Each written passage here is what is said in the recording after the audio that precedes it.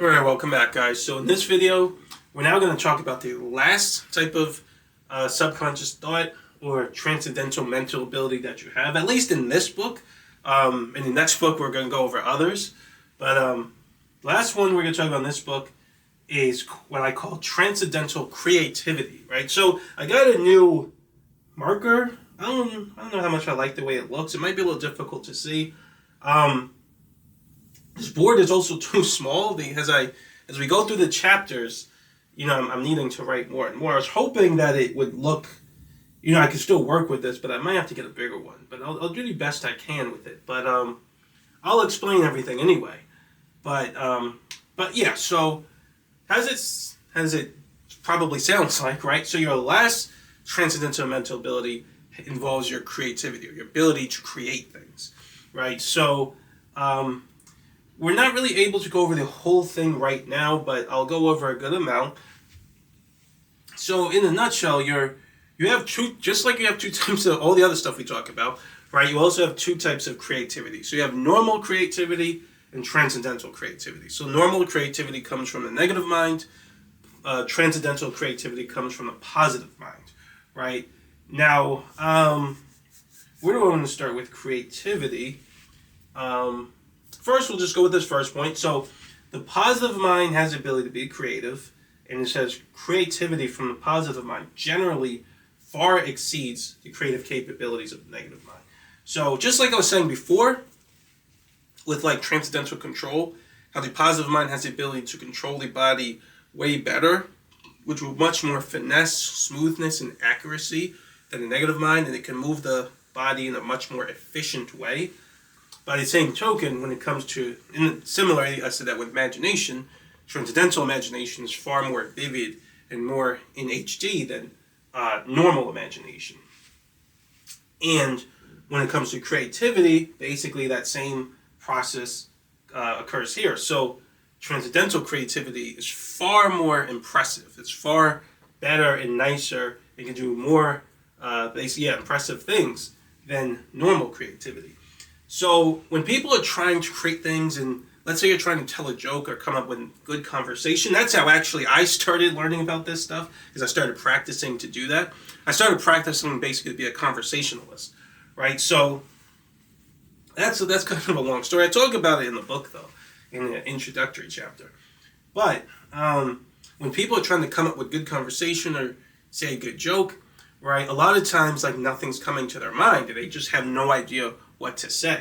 That process or that occurrence is happening because you didn't charge of transcendental creativity. You're trying to use normal creativity. Like I said, normal creativity you can use anytime you want, as much as you want to, and for anything you want to, right? You're in perfect control of it. So a lot of people just rely on that for their creative abilities. The problem with that is it's not as impressive. It's nowhere near as impressive as your transcendental creativity. Now, the problem with transcendental creativity, just like all your other transcendental abilities, is that you can't use it anytime you want. It's quantized. So you have to do something with your intention to quantize your subconscious. The subconscious will switch to a certain frequency. Once on that frequency, only then can you use certain kinds of transcendental creativity. So we'll talk a little bit about that. But yeah, and then you'll finally be able to be creative at a far more impressive level that people generally want anytime they want to be creative. Now, to explain that more, I'll just go on to the next point. Oh yeah, it's here. So as transcendental creativity charges, right? As it charges more and more, the positive mind will compel the negative mind more and more strongly, right? So it'll compel it more and more strongly to create, and does so more and more continuously.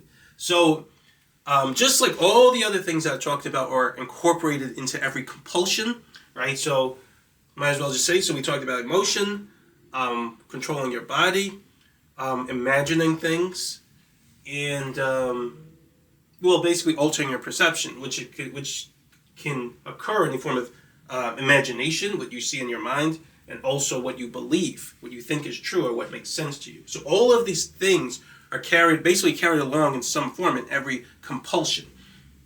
But what's also carried along with every compulsion is a compulsion to create something, right? Whether we're talking about just things you say, things you imagine, things you create in the real world, whatever it is, some form of creativity is coming along with the compulsion on some level. And as you charge creativity more and more, the urge to create becomes stronger. So it becomes stronger and stronger and harder for the negative mind to resist.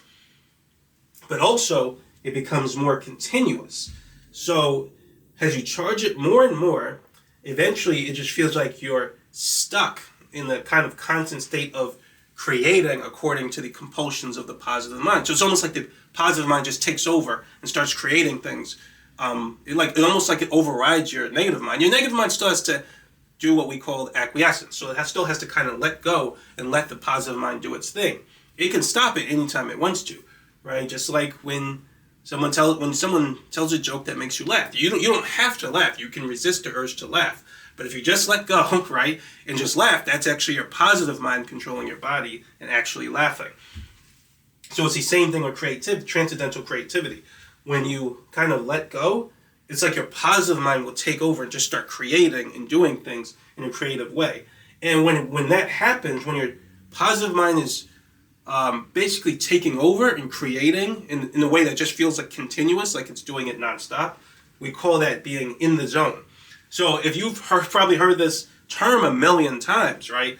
And people generally describe in the zone as like a moment in time where it's like their awareness, something about their level of awareness changes and everything feels more automatic, more instinctive, like it's just happening without you really even trying, right?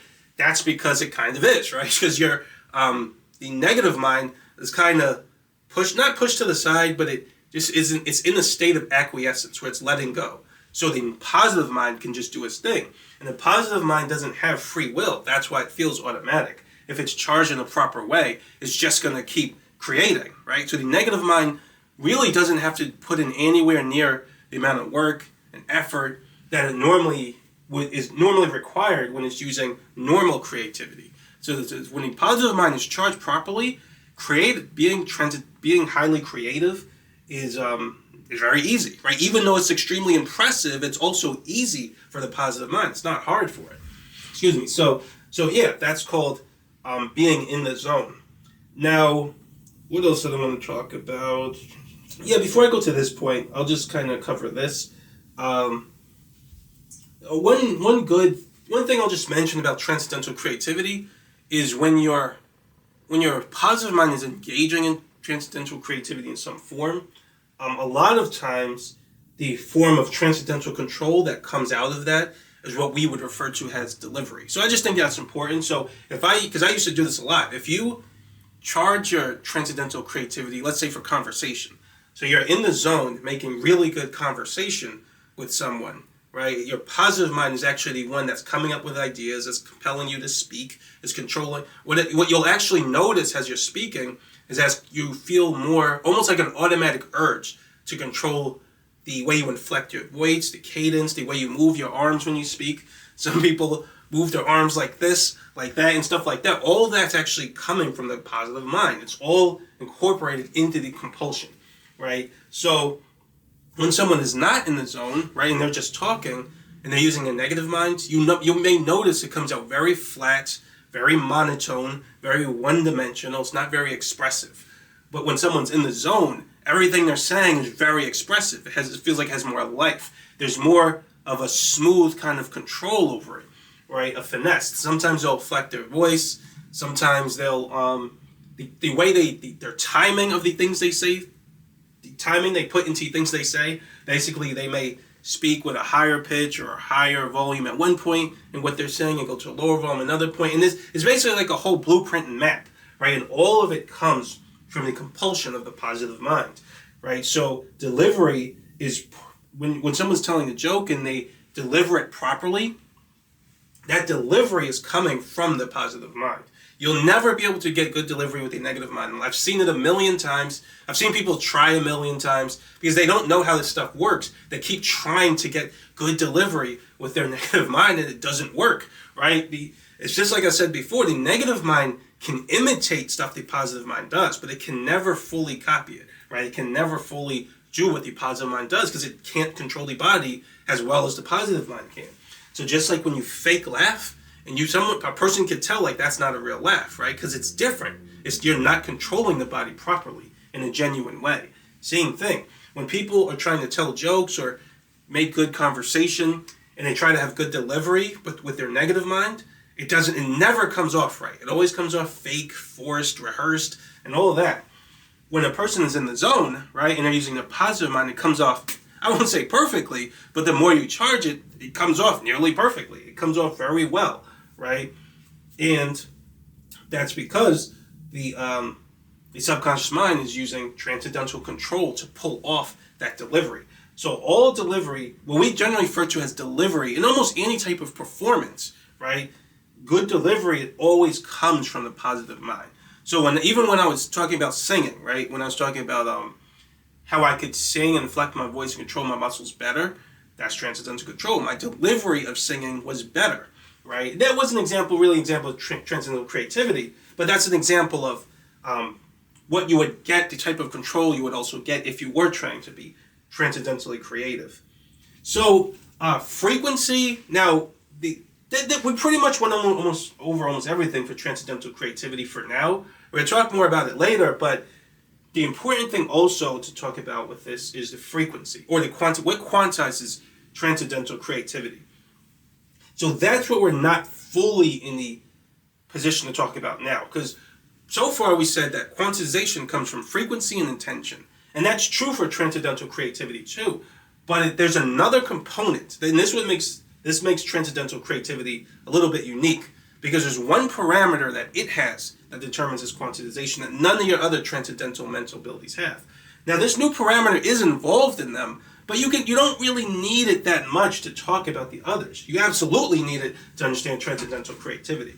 So, for example, let's say I want to charge my subconscious to be better at telling jokes, right? So I want to keep charging it more and more and more to be better at telling jokes. So I'll be able to do it more continuous. The more it charges, the more continuously I'll be able to use my positive mind to come up with good jokes, and I'll have good delivery as a result of that charge too. Now, what frequencies do I have to be on to tell jokes, right? If I charge my subconscious, naming frequencies by the associated emotion. Let's just say I charge my subconscious at the feeling of inner peace, right? I want to feel the peace frequency.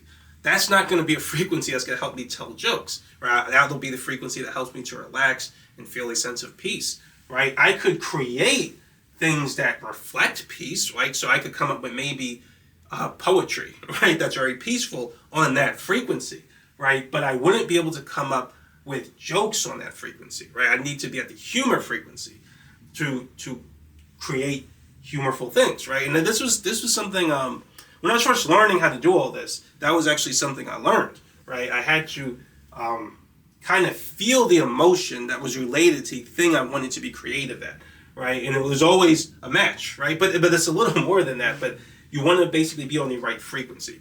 So if you want to be creative at anything, right, you always want to be you want to feel the emotion that you want to be creative at. That's the first part.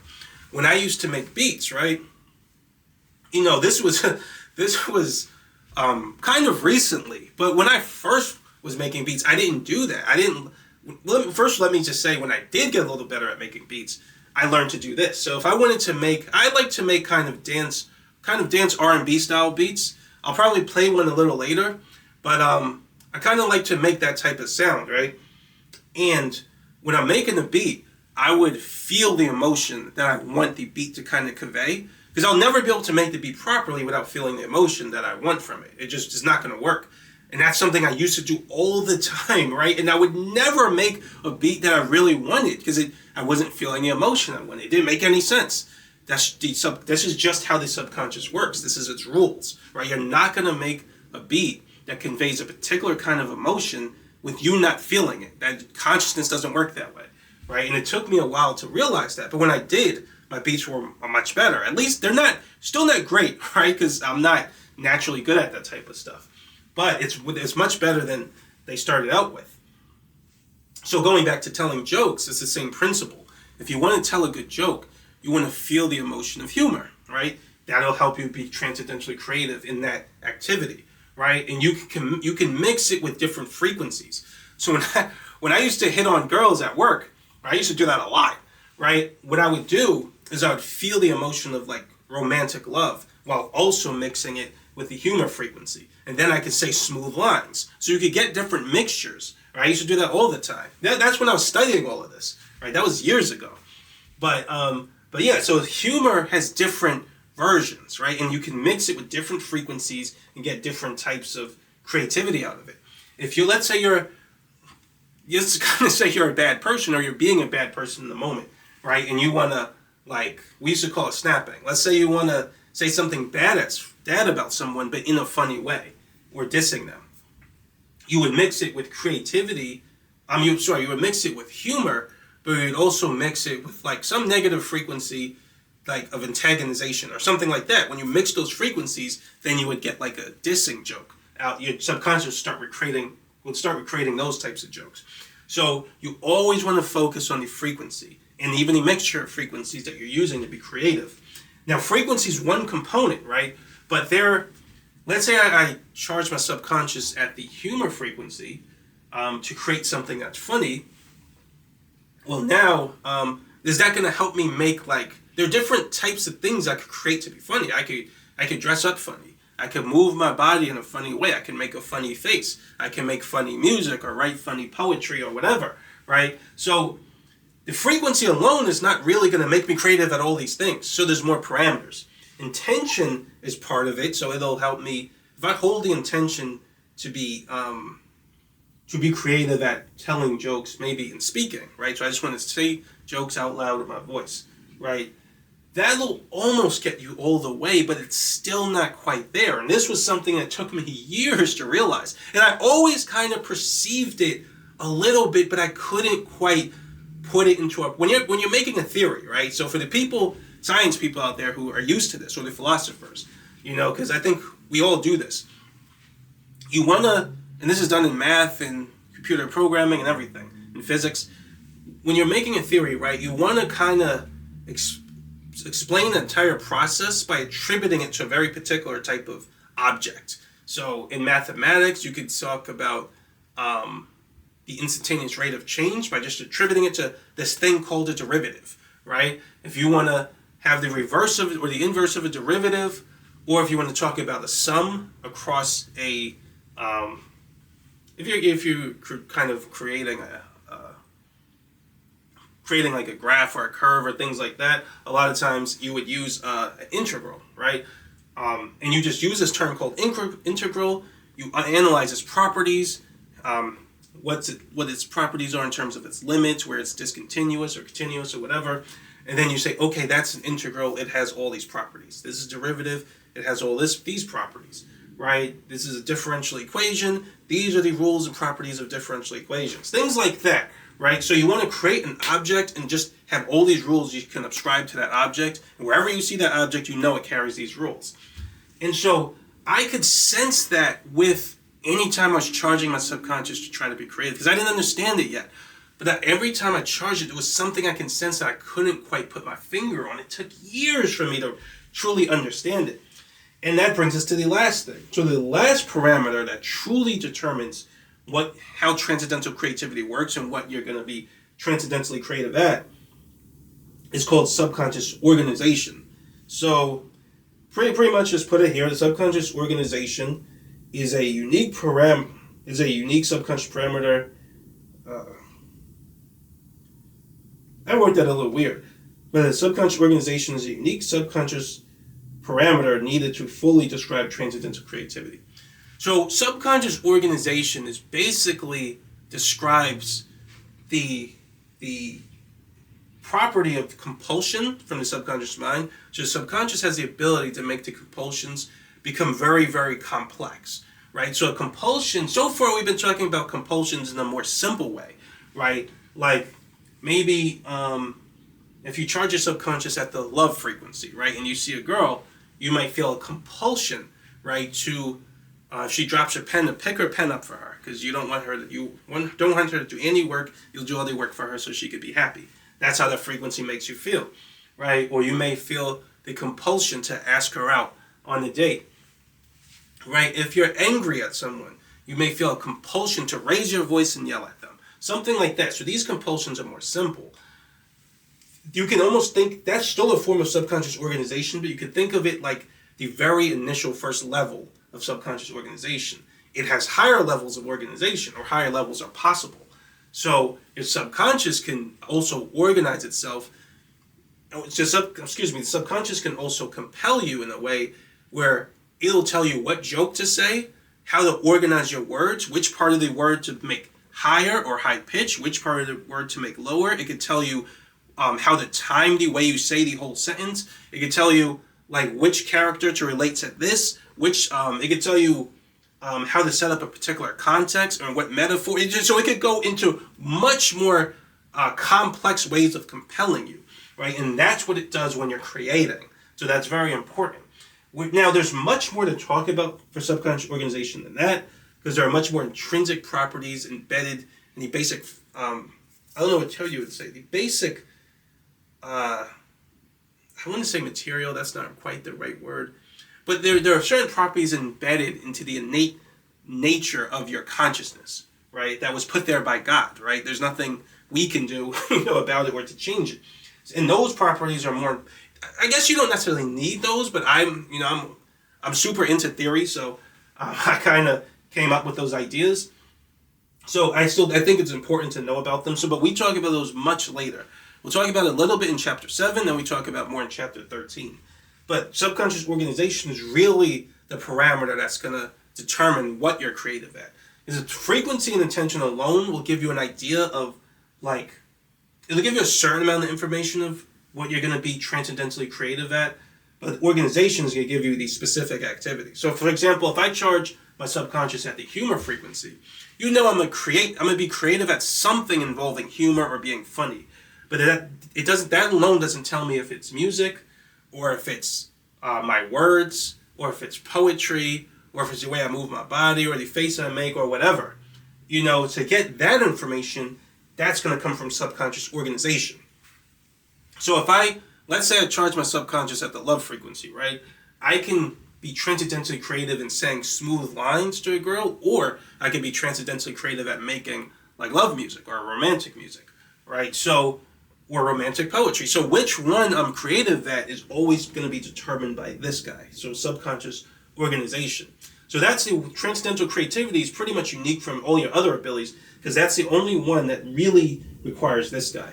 Now, before I move on, transcendental creativity is actually also the same as what we refer to as intelligence, right? So, I forgot to write it here. The same way you can have transcendental creativity, you can also have transcendental intelligence. Now, to the subconscious mind, they're the exact same process, but we kind of perceive it as being slightly different.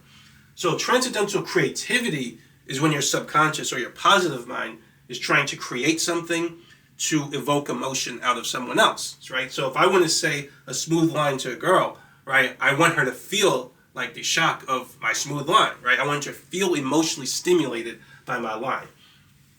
But transcendental intelligence is when you use your positive mind to solve problems.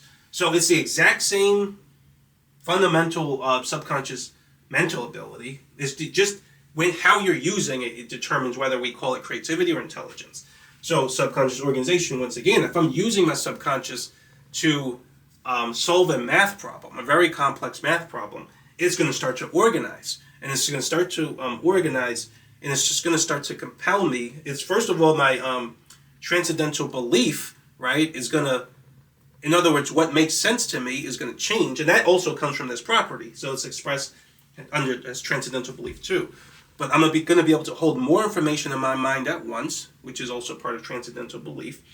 And then I'm going to be able to, my subconscious is going to be able to compel me to think in a way that's associated with the problem I'm trying to solve. So if I want to solve puzzles, right, you could charge your subconscious to help you solve puzzles. You'll be able to hold a lot of information related to puzzles at once. You'll be able to sort of connect certain dots between shapes and all types of things at the same time, because your subconscious has organized to be able to think in that way, right? The negative mind doesn't have that at all, right? So you have to charge it, which is why if you keep practicing to solve puzzles, you'll notice you're getting better at it. What's really happening is you're charging Your subconscious is starting to organize, right? And it's starting to charge, to have highly complex compulsions that will compel you to, if you see this, if you see that, you just know what to do.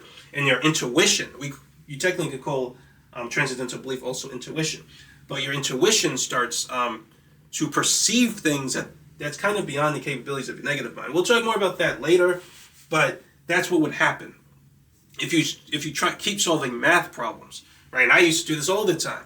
I remember when I was studying linear algebra, right? And I would see matrices and vector spaces, and I had no idea, like, what is a matrix? Why do I care about this, right? Like, if you look at a matrix, it's just an array of numbers. It doesn't mean anything. Looking at it, especially when you're multiplying a matrix times a vector and you're getting another vector, it doesn't really make sense at first. But once you keep solving these problems, and you take the determinant of a matrix and you start calculating its inverse and things like that, especially spectral decomposition, when you put it into its eigenvalues, or the base, you break it up into its basis vectors and things like that. Once you get used to doing that, right, you start to think differently, right? And what's really happening as you keep solving these problems is your subconscious is charging, your transcendental creativity, or really your transcendental intelligence is charging, right? And it starts to organize. And now that's organizing, it's organizing in a way, and your transcendental belief is changing in a way that makes you think in a certain way related to the mathematics. So remember what I said, transcendental belief changes what's rational or makes sense to you. And so when you charge it properly, the math becomes rational and it just makes sense to you. And it changes and it organizes itself in a way that's conducive to solving that type of math. So, when you're, that's why you really just have to keep solving certain math problems to wait for the transcendental organization to start happening. Because once you start charging it, the transcendental intelligence, your subconscious will organize, and then you're going to start to see things in a way you never saw before. Which, like I said, the negative mind is completely blind to that stuff. It just doesn't have the ability to see any of that. So when you first start solving those types of problems, you just can't see it. You just don't. No matter how hard you try, it has to be charged. You know what I mean? And when I finally got used to it, I just kept solving linear algebra over and over and over. I started to be able to see it deeper. Like, even determinants, right? Like, I still don't really know what a determinant is. I know that it's like a permutation of numbers related to a matrix. I think I did read something about the vectors and how it's like a linear transformation of vectors. It might be related to like the dual space of vectors. So I understand all those things. But this was years ago, when I started to first study matrices, I got this sense that the determinant was almost like the, this is for people who know math. I know not everyone study math like that, but the determinant of a matrix, I got the sense it was almost like the value of the matrix, or the norm. I think it's called the norm of the matrix. Like, the norm of a vector generally would be its magnitude, right? But the magnitude or norm of a matrix would be like its determinant. I don't know if that's true. That's just kind of what I started to perceive in an intuitional level, right? So that's an example of how your subconscious will charge to just cause you to start seeing things that even kind of still elude your conscious mind or your negative mind, but your subconscious can see that. We'll talk more about that later. The same thing with music, right? When I started making music, right, at first I'm using my negative mind purely to do it. It doesn't have organization, doesn't have transcendental belief, so it can't see any of that stuff. So me trying to create music with my negative mind was terrible. Just didn't work. But over time, I started to see certain things. As I got more experience, I could see things with the beat, with the melody, with the frequencies of the sounds coming through, right? The harmony. I started to just be able to get a sense of all these things, and it became easier to put them together. That's because of this guy right here, subconscious organization. So my subconscious started to charge in a way where it could organize and compel me to organize things into certain formats, right? So we'll talk more about transcendental creativity in chapter 13. It's actually a lot easier to explain some of this stuff than it was writing it in the book. So a lot of stuff I just said actually is in chapter 13.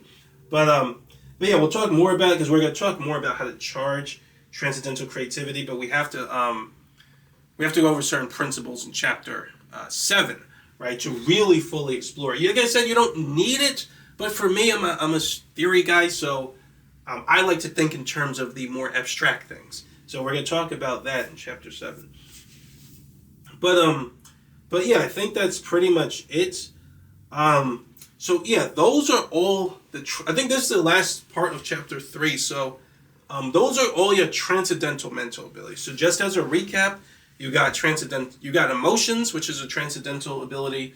You have transcendental control, transcendental perception, which is going to affect the way you perceive the 5 senses weekly, but it mainly affects the way you imagine things, how vivid your imagination is. It affects what you believe is true and how much information you can hold in your mind at once. And then it also affects your ability to create things. Or you have transcendental creativity, which is a subconscious ability to create things. All of these things follow the 3 properties that I mentioned. So they all have a timing component. You can't do them anytime you want. The subconscious has to be quantized first. It's quantized by intention and frequency. So every transcendental mental ability, anytime you use them, it's always going to have an associated frequency component. Transcendental creativity is the only one really that you really need to talk about subconscious organization to fully talk about it. Again, organization is still a parameter that affects all your other abilities. Like the way you move your body is also, it comes from the property of organization. So when I said transcendental, when you're angry, right? When you're on an anger frequency and you make a face like this, right? That's actually an expression of subconscious organization too. On that frequency, you feel a need to organize the way you move your body in a very specific way. When you're on a happy frequency, right? You might feel the need to smile, right? That's a specific type of organizational pattern that comes from this parameter. But I don't think it's that necessary to talk about it for anything else but transcendental creativity. Now, there are other transcendental mental abilities which are more supernatural or metaphysical in nature, and I talked about them a little bit in the intro videos. But we're going to go over that in the book when we get to book 2. So we're going to talk about all those and their properties and what happens when you use them. But in this book, that's why I just call it secular topics. We're just talk about kind of everyday phenomenon that you see all the time, right? And then in book 2, once you learn how to control these abilities and understand them, because you see them every day, but they're easy to practice and work with. Then you're going to be able to expand those abilities to control these mental abilities. You're going to be able to expand it to control your subconscious to do the supernatural stuff, right? So all the supernatural stuff work the exact same way as these abilities. It's just, you're just doing the same thing, but you're just using them in a slightly different way or for a different purpose. So yeah, that's it. In the next chapter, we're going to start chapter 4. We're going to start talking about how your body's involved in subconscious control, right? So yeah, I hope that was understandable. Again, you have the book. The book will be on the website. If you want to buy the book, you can do that too. Some things I kind of forget while I'm recording. So the book, I spent years writing that. So I wrote different versions of the book. There was like 4 different versions of this theory. There were actually 5, but I didn't write like one of them. So this is the 4th version of the book that I wrote. So I ran over it, rewrote it like a million times. So I was able to remember most of what I wanted to get in the book. Sometimes I don't always remember it recording. So the information's there too if you want to look over it to really get a sense of these ideas and also check if there's anything that I missed. But again, next video, we'll start the next chapter. So yeah, that's all. Thanks for watching, and I'll see you next video.